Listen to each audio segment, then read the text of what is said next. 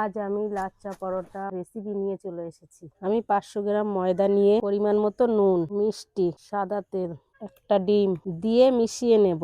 এরপর গরম পানি দিয়ে ভালো করে মেখে আধ ঘন্টা ঢাকা দিয়ে রেখে দেব। এরপর সাইজ মতো লেচি কেটে নেব। এরপর লেচিগুলোকে গোল করে বেলে নেব।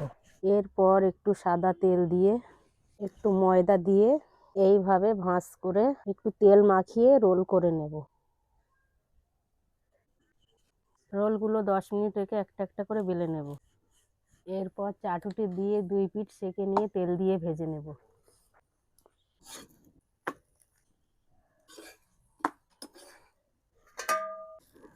এইভাবে 2 হাত দিয়ে নেড়ে নেব, তাহলে পরোটার ঝিরিঝিরি ভাবটা চলে আসবে। চলুন এবার টেস্ট করে দেখা যাক। খেতে খুবই টেস্ট হয়েছে, যেন মনে হচ্ছে দোকানের লাচ্চা পরোটা খাচ্ছি।